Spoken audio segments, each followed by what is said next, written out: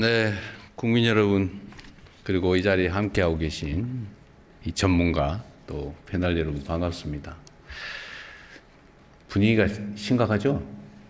네, 심각한 주제일수록 좀 밝은 마음으로 토의하면 좋겠습니다.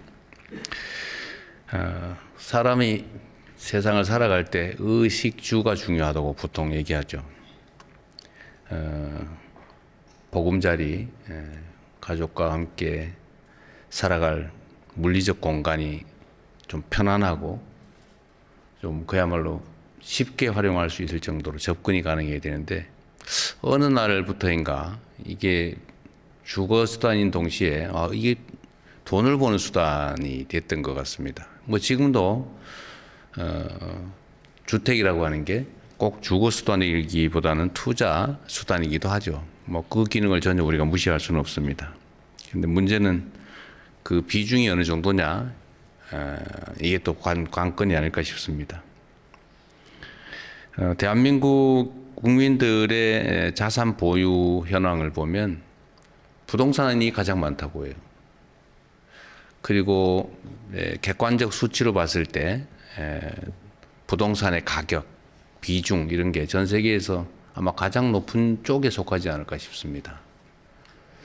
그리고 한때 경험이긴 하지만 이게 이제 좁은 국토에 많은 사람들이 더군다나 또 특정 지역에 집중되다 보니까 부동산 특히 토지는 제한돼 있죠. 근데 수요는 계속 늘어나다 보니까 계속 가격이 상승해서 일본이 한때 어려움을 겪었습니다. 계속 가격이 계속 오르다가 결국 어느 한계점에 이르면서 그게 소위 풍선처럼 터졌다는 거죠.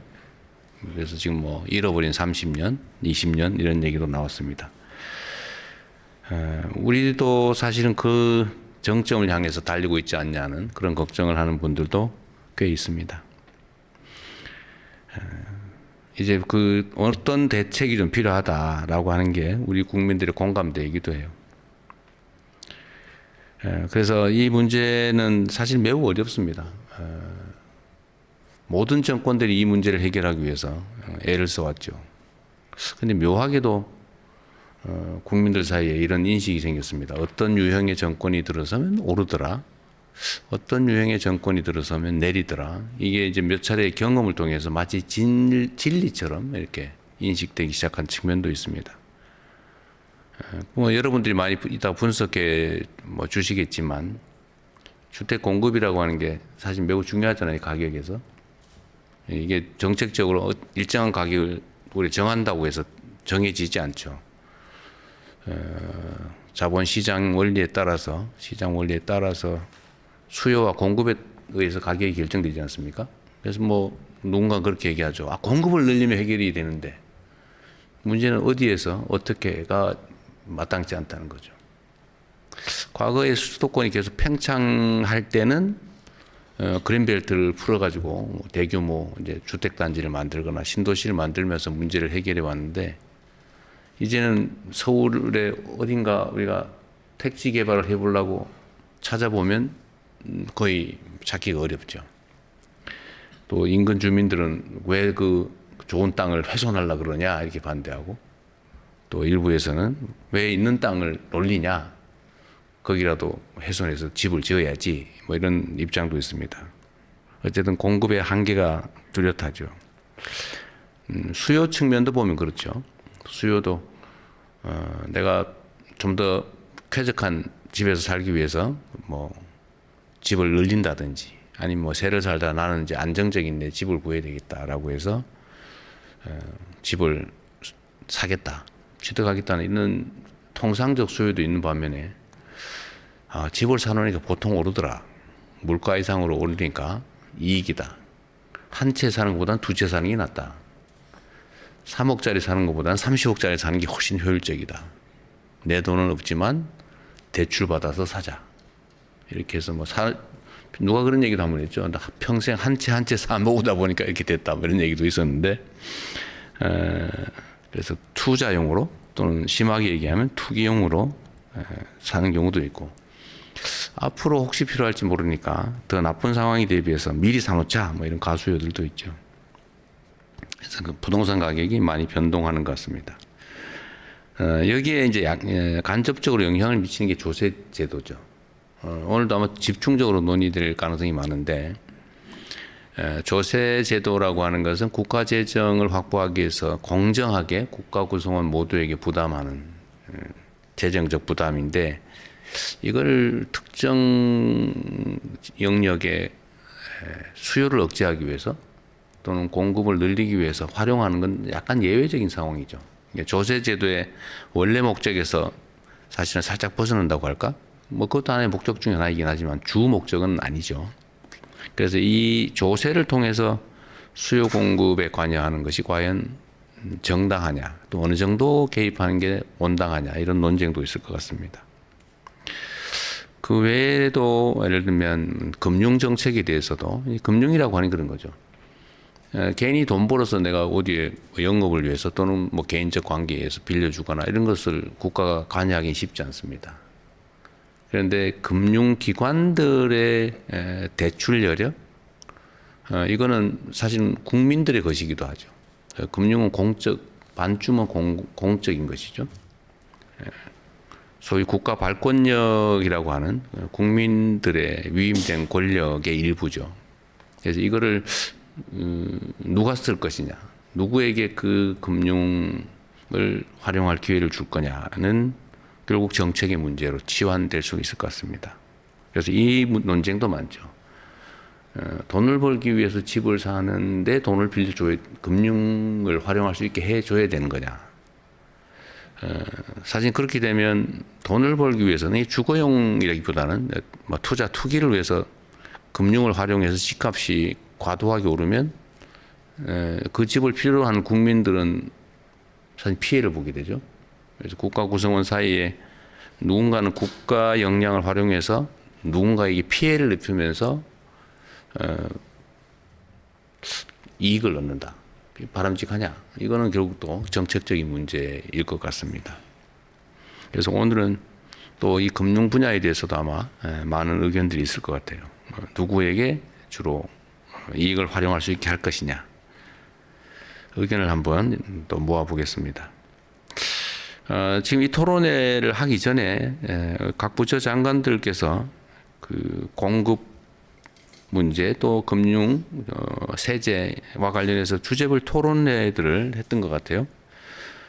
그래서 그 토론회 결과도 제가 다 대체적으로 요약된 걸 받았는데 뭐 여러 가지 의견들이 있지만 좀 특기할 만한 거 이런 것 같습니다. 제가 보기에 대체적으로 요약된 걸 받았는데 뭐 여러 가지 의견들이 있지만 좀 특기할 만한 거 이런 것 같습니다. 제가 보기에. 일단은 과거에 비해서, 과거라고 하는 게 뭐 아주 먼 과거를 얘기하는 건 아니고 얼마 전에 비해서 약간 변화된 게 있어요. 그 첫째로는 과거에는 부동산이란 당연히 또 주택을 포함해서 돈을 버는 수단이다, 또는 사람이 사는 게 주된 목적이다, 여기에서 돈을 버는 투자 또는 나쁘게 얘기하면 투기용으로 쓰는 게 정당하다, 이게 많았는데 이번에는 보니까 투자 수단이라기보다는 쾌적한 삶의 보금자리라는 측면이 많이 강조되는 것 같아요. 또 한 가지는 청년, 그다음에 신혼부부, 다자녀 가구에 대해서 좀 특별한 배려가 필요하다가 많이 늘었어요.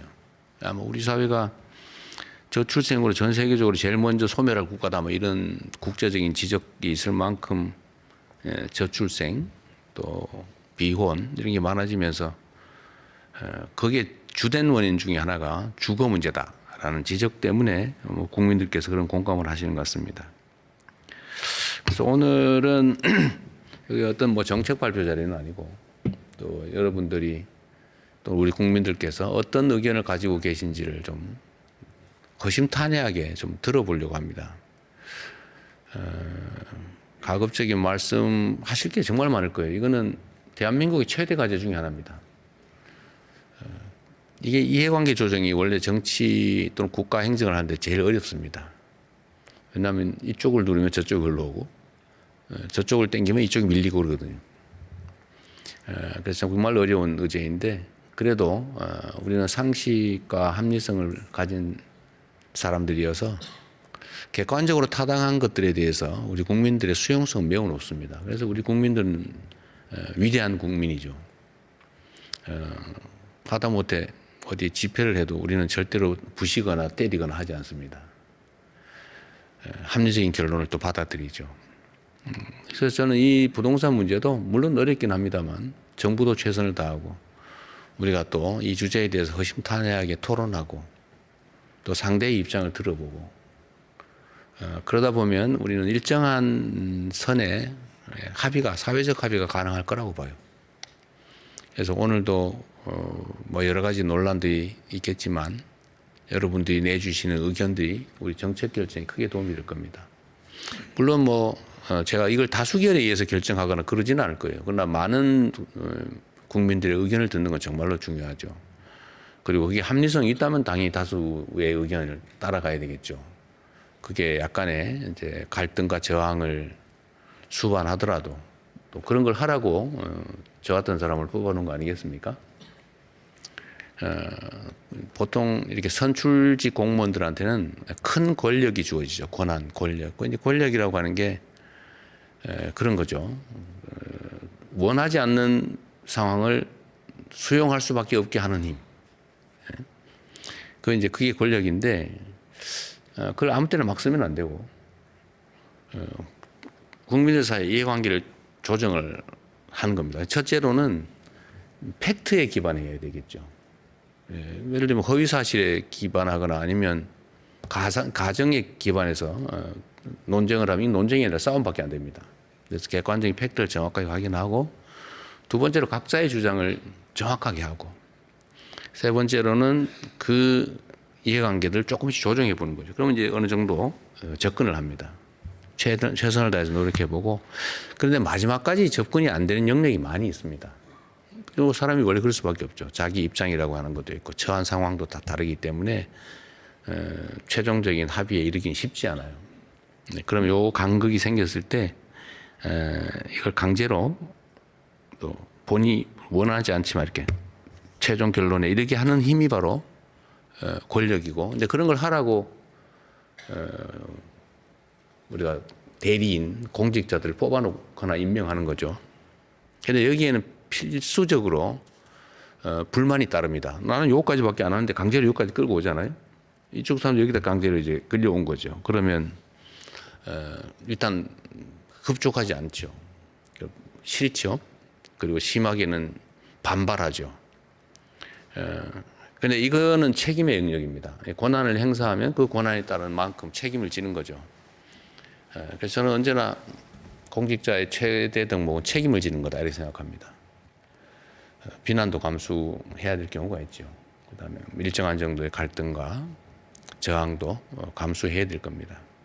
그러나 그 전에 최대한 많은 분들의 의견을 모으고 조정할 필요가 있겠다 그 생각이 들어요.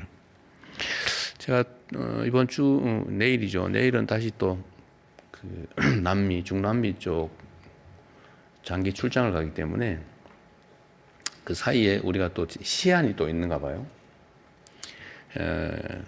조세 제도는 법률상 언제까지 이렇게 내게 돼 있다고 합니다. 근데 그 시한 때문에 지금 좀 쫓기긴 하는데 혹시 오늘 얘기를 하다가 좀 부족하면 네. 총리께서 한번 그 사이에 네. 한번 좀 더 얘기를 좀 해봤으면 좋겠습니다. 하여튼 오늘 말씀하실 때 가급적이면 요약해 주시면 좋을 것 같아요. 이 부동산 문제는 온 국민의 관심사에서 거의 대부분의 국민들이 전문가들입니다.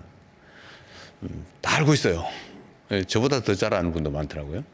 그러니까 대체적으로 아는 내용이기 때문에 이유나 과정이나 논거나 막 자세히 설명하지 않으셔도 주장할 수 있을 겁니다. 그리고 중복된 주장은 조금 더 줄여주시고 가급적이 많은 분들 의견을 듣고 싶어요. 또 입장이 아주 다양한 분들 오늘 모셨기 때문에 제가 이렇게 보니까 얼굴을 텔레비에서 본 분도 계시고 유튜브에서 본 사람도 있고 아주 다양하십니다. 그래서 각각의 또 특장기들이 있기 때문에 많은 분들 또 특장기들이 있기 때문에 많은 분들 의견을 들어보는 게 좋을 것 같아요. 또 영역도 다양합니다. 입장도 다양하고. 그래서 요약해서 좀 해주시면 좋을 것 같아요.